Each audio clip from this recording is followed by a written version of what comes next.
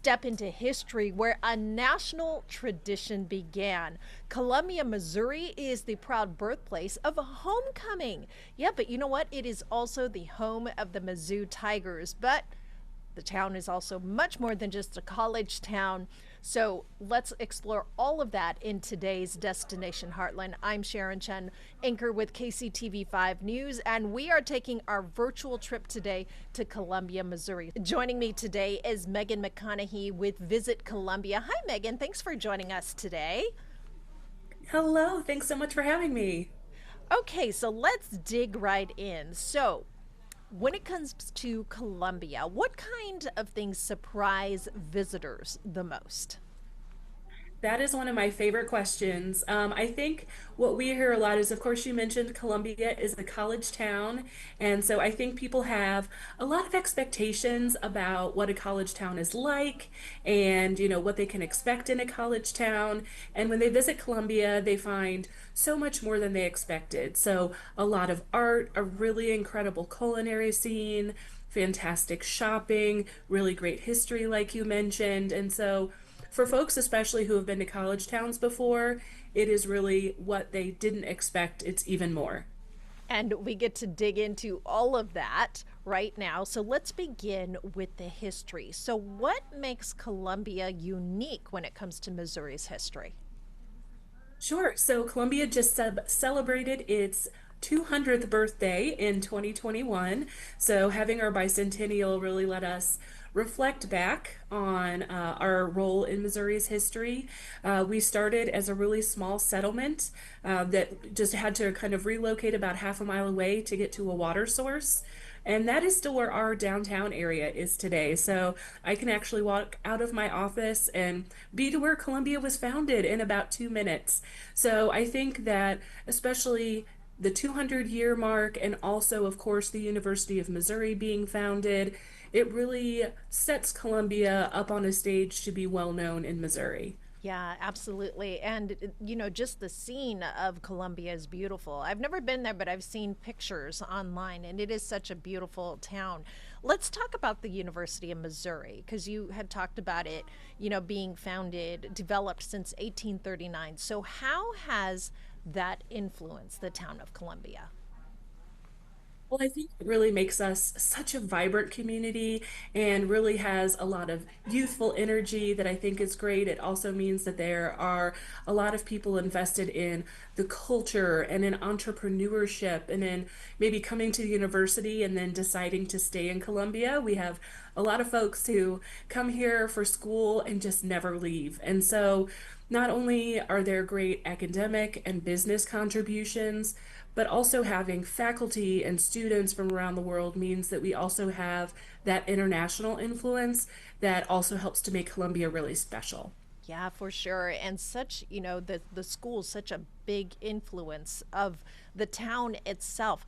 Let's talk a little bit about, we spoke about the history already. And when people visit towns, they like to visit historical landmarks. So, what can we see when we visit Columbia today? Absolutely. So I think I always start, campus itself is very historic. We have a number of buildings that have been here since the founding of the university. And so taking that historical tour is always great. There are also a couple of museums on campus, the Museum of Archaeology and the Museum of Anthropology on campus that are just exceptional collections. And then we also have both the State Historical Society and then our County Historical Society. So you're able to really learn about not just that local history, but also the statewide history of Missouri. Yeah, so much history to learn. I was reading a little bit about the Boone County Historical Museum. Tell us a little bit about that Yeah. and what might one find there. That is such a great visit for, families, for really anyone who is visiting. The Historical Society itself always has a few kind of rotating exhibits that focus on local history. And then they also have an art gallery that does really exceptional shows. But one of my favorite parts is actually outside the building itself, in an area called the Boone Junction Village, which is Hmm. adjacent to the Historical Society. And that is where they have taken buildings that have historical significance, but that were at risk of being demolished, or needed restoration. And so they actually relocated those buildings to the land where the Historical Society is. So we have an old general store, an old log cabin. They're adding to that collection all the time. And it's so interesting to be able to just walk through history and see how people lived decades or centuries ago. Oh, that is so neat. I mean, that is just a real clear story about the Yes. region, right? One of the big stories about Colombia is, did it, we want to know, did it play a major role during the Civil War? Because so many towns that we've visited for Destination Heartland, they seem to have Sure. that. Did Colombia have such a role too? So, the closest battlefield is actually just outside Columbia in a small community called Centralia. But for anyone who is, of course, familiar with our Missouri Tigers, the Tigers name actually came from a Union militia that named themselves the Tigers, and Mm. they worked together to protect Columbia during the Civil War. So, the Missouri Tigers, and they initiated as a Union militia here in town. And can you explore some of those sites today? Today, really, there aren't any necessary, excuse me, today there aren't necessarily any Civil War historic sites here within Columbia, but definitely just a 20-minute drive away to Centralia is a really interesting visit. Oh, that's neat. Let's talk about historic downtown. That's the one thing I love about this particular segment because you get to explore so much of these towns, and it seems like with so many, all the history is in the downtown area. So, what can visitors expect when they visit downtown in Columbia? Sure. So I think one of the, coolest things about our downtown is unlike so many other college towns, our downtown area is right across the street from campuses. So our downtown, which we call the district, is surrounded on three sides by college campuses. Mm. And so there is that, really youthful, vibrant energy, but then also all of these historic buildings. So a lot of people in our community are really dedicated to historic preservation and making sure that when businesses or galleries are moving into these buildings that as opposed to maybe completely renovating them and making them feel super modern, that they're more restored so that both the inside and the outside can reflect the history of all of those buildings. So, there's an original Central Dairy building downtown, and you can see, still the etchings in the building, and it's all very walkable. So, that blend between campus and downtown and all the history in both of those places makes it kind of a really special place to follow along in the footsteps of those who used to live here. Oh, yeah, absolutely. And, you talked about the campus kind of surrounding the downtown area, which it's a massive campus. So, what parts of the Yes. campus should visitors hit up when they come to the downtown area or to Columbia for that matter? Sure. So we always, of course, recommend that, you hit up the quad first. So you want to go to the quadrangle, you want to see the columns. That's such an iconic image of Columbia. And it's actually the second most photographed spot in the state after the St. Louis Arch. So people love to see the columns. They really know that it represents campus. And so a walk around that quadrangle is always great. And then you're just a few short steps from the library where you can go see those museums. And then just even another few blocks away is the Student Union. And that's where the Missouri bookstore is. You can go in, get your Tiger gear, and kind of get a feel for how all of the students are living on campus. So campus is such a beautiful area. The entire campus is actually a designated botanic garden. Oh, So, all throughout the year, there are these gorgeous displays. That office does such an incredible job of making sure that not only does campus have these beautiful buildings, but these beautiful outsides to explore as well. well, I think that's so neat too because it's like you don't even have to attend college at Mizzou to experience, Definitely. the tiger life or the tiger vibe, right? Absolutely. There are people who, I have friends who jog on campus every day. It's very filled with both the students, the faculty, the staff, and people who just really appreciate the history and the beauty of campus. And so it is so walkable, and it is great to, get in there and really explore what campus has to offer, even if you're not there to learn. And you're not there to learn, so that means everybody can come visit, especially families probably love to come to Columbia for a family fun weekend. So this is the fun part. Let's dig into the attractions beyond campus, of Yes. course, that Columbia has to offer. Absolutely. So, for us, Columbia is a city that really likes to get outdoors. So, for us, outdoor recreation is such an important part of what we participate in every day. Columbia has over 70 city parks. So, Wow. there's one for every activity, playgrounds for every age. And then also we have an over 50-mile trail system, so very robust trail options. And then we also have a spur actually right out here outside our offices that goes about 9 miles south of Columbia and links up with the statewide Katy Trail. So for us, during the pandemic, people really wanted to get outside, and Columbia had a lot of that to offer, and they haven't stopped going outside. So there's a lot to do. Oh yeah, for sure. And you had talked about Columbia being, on the water. I mean, that scenery, it's probably a great way to take in some of that scenery too. Definitely. We're just almost on the river, about 10 miles south of Columbia is the Missouri River. And so there are definitely attractions down there where you can go experience the river, watch some live music, see the sunset. There's a spot called Cooper's Landing that's right on the river where you can do that. It is one of my favorite places, and they're actually completely rebuilding it so that it's a little bit more modernized. And so, starting next spring when they reopen for the season, that is going to be, the place to go to really kind of get that laid back but still, distinctly Columbia experience. Oh, that's awesome. That's awesome. Now, one of the ones that I was also reading about too is Rock Bridge Memorial State Park. Now, that sounds like Yes. a lot of family fun there. Oh, it's so gorgeous. I am from Columbia, and so I've been going to Rockbridge State Park since I was a little kid. And so it is a very vast area. And so there's a lot of different options for hikes. Probably the most popular is actually there's an entire wood planked trail Oh, wow. that goes throughout kind of the highlights of the park. So of course there's interpretive signage along the way. You can also go down a big set of stairs and into the mouth of a cave. So I definitely spent a lot of time as a kid running around on those wood planked trails.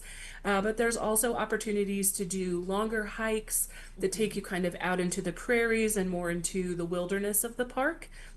And there are also a couple of trails where you can actually do horseback riding. So, Rockbridge State Park is named for a natural rock bridge that occurred in the park. And so, you can also hike right up to that where the water runs under it. And it is really stunning in all seasons of the year. Oh, that sounds amazing. So, like a waterfall essentially that you can visit. Can you like bike in there too? And to Rockbridge State Park, typically it's going to be a hike, Hmm. especially on those wood plank trails. You don't want to take your bike out there, but there are miles and miles of trails for biking here in town. The Bear Creek Trail, which actually connects two of our larger parks, Albert Oakland Park, and then also Cosmo Park. That is a great, more mountain biking feel for bikes. So we always encourage folks to bring your bike, or there's also places locally where you can rent one. And so that makes for a great day of adventure. A great day of venture in the great outdoors. I imagine there has to be some pretty cool wildlife to see out there too. Oh, absolutely. Wildlife is a big part of, we may be a small city, but we Uh still huh. have lots of wildlife. One of the most beautiful places that I love to go is Eagle Bluffs Conservation Area. Mm. So that is also just south of Columbia, right on the river. And during different seasons of the year, you're going to see different waterfowl. You can see bald eagle nests. You can also see, owls, any other number of birds. And so it has drive-through spots where you can actually see the birds in the wetlands, which is just incredible to see big flocks of birds that you wouldn't normally see in kind of a more populated area. But we always recommend Eagle Bluffs to our outdoor lovers. Oh, that's awesome. And eagles are just, it's so awesome to see. They are Oh, so majestic and so beautiful in flight for yes. sure. Yes, Yeah. people are so in their bird watching era now, so we want them to get out there and watch those birds. Absolutely. Wow. Well, we are just scratching the surface in Colombia, but what we want to do right now is take a quick break, and we will be right back with more in Colombia with Megan.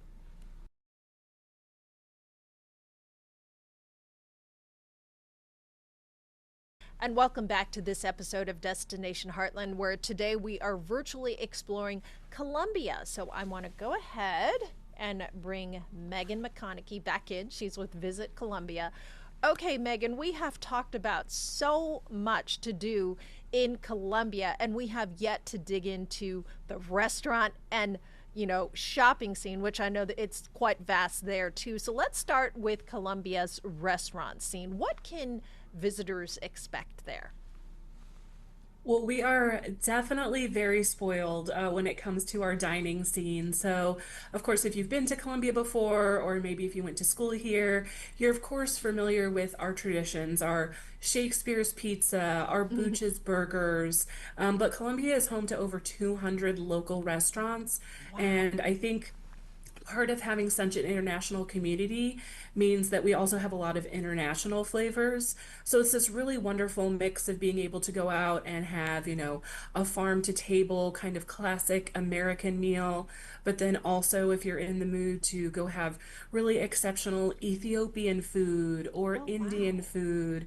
And so we could go to, probably a new restaurant every night of the year and never run out of choices. Yeah, because I bet that the college being there, Mizzou being there, brings so many different cultures to town. Absolutely. And Colombia is really a community that supports that kind of entrepreneurship. The Ethiopian restaurant that we have that just opened a brick and mortar downtown actually began in what's kind of our culinary incubator called Como Cooks. And so if people have a culinary venture that they want to try to go on and maybe they don't have a place or they haven't gotten enough of a start to really launch a full restaurant, they start out there, and Mahi's Ethiopian is a great example of someone who started small, kept selling out every time that they were offering their food, and they're finally in a brick and mortar spot that is super popular, and it brought a new kind of cuisine to Colombia. It was such a great story to follow and see them become really successful. Oh, that is awesome. That does sound like a great story. When you talk about dining spots, I know there, you go to a town and you get the visitor's guide. But what are some of maybe the ones that the locals like that are off the beaten path? Sure. Of course, we talk a ton about dining in the downtown district, and there are so many restaurants there, just dozens of restaurants. But, there's also really great cuisine to be found kind of out, like you said, off the beaten path. One of our favorites is Flyover, which is down in the south part of town. Everything there is small plates, so you do a lot of sharing, but everything touches a wood grill, and they have a rotating menu that's very seasonal. And so that's an exceptional, stop. We also have a really fantastic Vietnamese restaurant called Pho Quan Viet. And so they have, exceptional pho and banh mi sandwiches. And it's kind of in, an unassuming spot, but they're also wonderful. And another favorite is Big Daddy's Barbecue. They're up off the business loop, and they started out in kind of a smaller shack and then a food truck, and now they're in a bigger location and more popular than ever. So, one of our favorite things here is to talk about and give restaurant recommendations. So we have so many options depending on what your appetite is. Oh my gosh. Endless choices. Endless. All right. Yes. Well, with the dining, of course, comes the shopping. So set that up for us. What Yes. can visitors expect for shopping in Colombia? Sure. So, if you've got to work up an appetite, so you have to go Yeah, shopping. right. And so downtown in our district is really just so many different options, whether you love a bookstore or a gift store or, kind of a boutique or a really specialized shoe store. Everything is so walkable One of our favorite stops is a kitchen place called Tallulah's. And so they have all sorts of, kind of fancy, quirky things that you didn't need you know you needed for your kitchen, but you definitely do. Uh-huh. Another great one is Makes Sense. So scents like the smell, and you can go in and you can even create your own custom scent that they will put into products for you, and then keep it on file so that every time you visit Colombia, you can come back and get something new in your scent. But we have so many just different options to go around, whether it's for gifts or for yourself. It's just a great place to spend a few hours and explore and see what you can find. Oh my gosh, that sounds amazing. And, like the dining, what are some of those local spots that people don't necessarily know about? Sure. A great example is Blue Stem. And so that is a truly artisan-based boutique. And so it features artisan handmade items from artists in Missouri and our contiguous states. So everything from jewelry to ornaments to cutting boards to paintings. They just have everything in there. And another one that I love to talk about that not everyone has necessarily become familiar with is Boone County Olive Oil Company. Oh, And so, yes, they have just dozens of different flavors of olive oil and vinegars. And it is so fun in there to go and taste and try all the different kinds and, buy a sampler, explore something new. It is a really neat experience that you can, only get here. oh, I love that because we used to have, when I was in San Diego, there was some similar business like that. And it was just so much fun Yeah. to go in and try all the different, vinegars. It didn't really try the Yes. olive oil, but yeah, it is, those businesses are fun for sure. Let's Yes. let's talk about this. After we've shopped and dined and dropped, there's still things to do as far as annual events and festivals. I know that there's a plethora going Absolutely. on in Colombia. So yes, we are definitely a festive city. And so throughout the year, there's always a lot of different events going on. Probably the next really big one that's going to be coming up that I always mention is the True False Film Fest. Ooh. So if you're not familiar, it is usually the last weekend in February, first weekend in March. It's March 5th through 8th in 2026. And it is one of the preeminent documentary film festivals in the world. And it is just so easy to get to right here in Columbia. We have usually between 30 and 40 feature films that come from all over the world to be screened in front of our community and in front of visitors who come from all over to experience it. It's all within downtown and campus. So it's a super walkable festival, and people just adore True False. It is Columbia at its best. And right now, this is the time to be buying passes and starting to plan your trip for the 2026 Fest. It is a really special event. I could talk to you about it for the rest of the day. Well, and I mean, I imagine that that talent is such at such a high level because you're talking about Colombia, and a big program there is like the film and television industry. Right. We have a lot of people who do filmmaking, whether that's commercial or artistic filmmaking here. And then there's also a there's a film program at the University of Missouri, the School of Documentary Filmmaking. And the head of that program actually learned about Columbia because he showed one of his documentaries here and loved it so much that when they offered him that position, he was thrilled to come live in Columbia because of how much the community embraces that kind of art. Oh, that's awesome. That's a bonus for sure. You just spoke Yes, we're about very lucky. yeah, and you just spoke about art.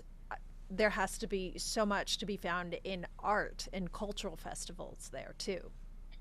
Absolutely. So, in addition to the district, and really our entire community has so much public art. We actually have, a public art tour that you can download on your phone, and that's self-guided, but you'll encounter it walking it all over downtown.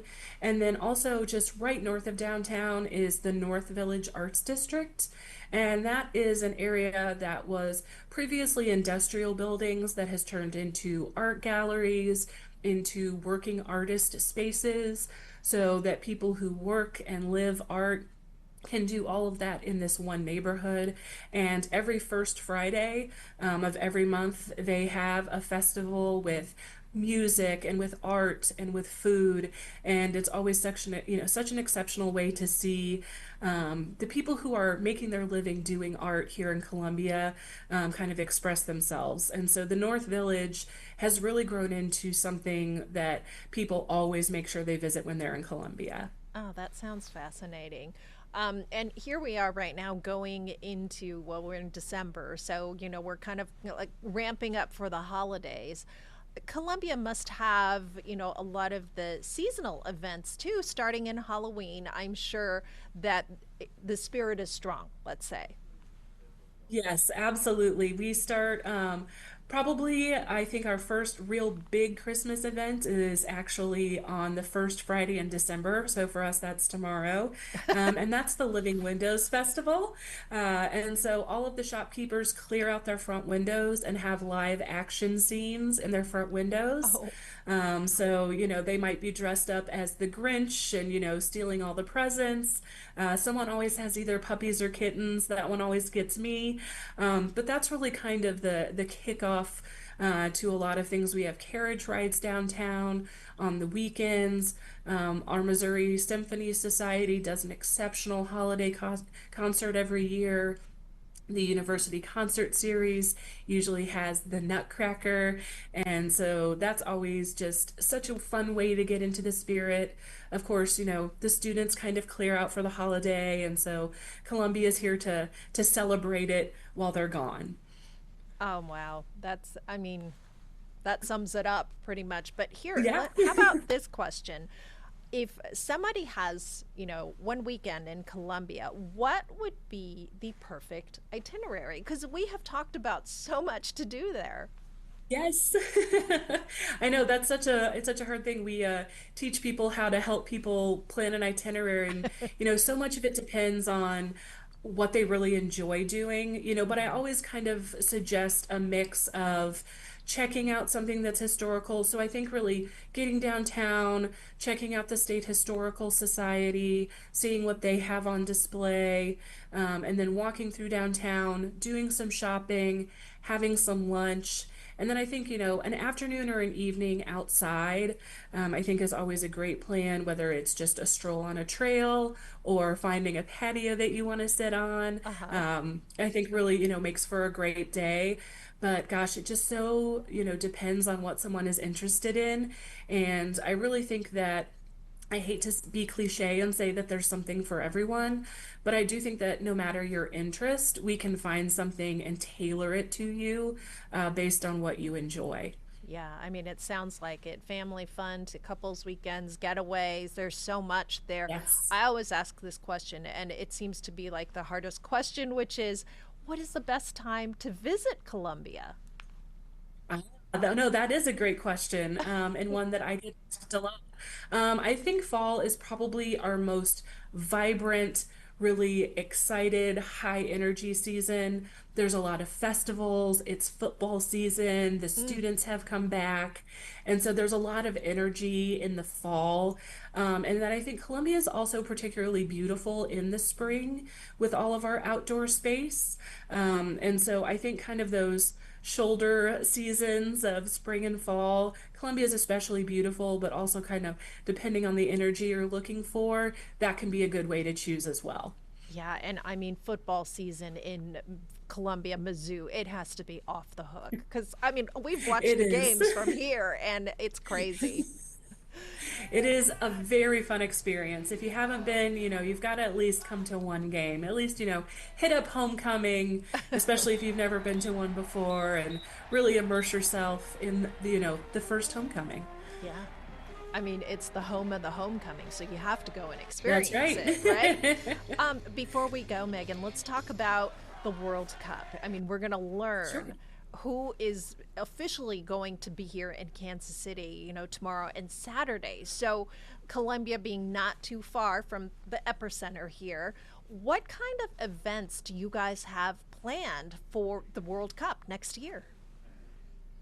Yeah, so like you said, the avalanche is really going to start rolling down the hill once that schedule and the draws are done. Yeah. So we've been talking with our partners and with our team for a number of months already, just to kind of make sure one of our biggest roles is of course making sure that our partners know what's going on, but also we have such an involved community and engaged community. They're already getting excited about the World Cup, so it's helping them collaborate. I have a feeling, there'll probably some sort of art collaboration that's going to be community wide.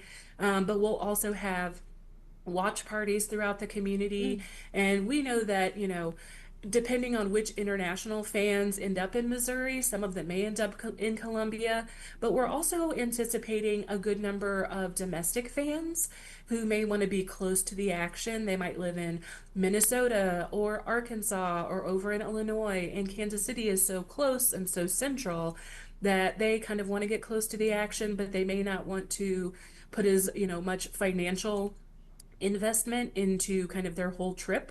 And so they may want to spend some time in Columbia, then go over to a World Cup match and kind of make Columbia their home base. It is going to be an exciting time for sure. Well, that is all the Yes. time we have today, Megan. I really want to thank you for joining us because Columbia sounds like a really fun place to go and explore. Thanks so much for having me. And that does it for this episode of Destination Heartland. Remember, new episodes drop Tuesday, and we'll see you then. We'll see where we end up on our next virtual trip. I'm Sharon Chen for KCTV 5 News.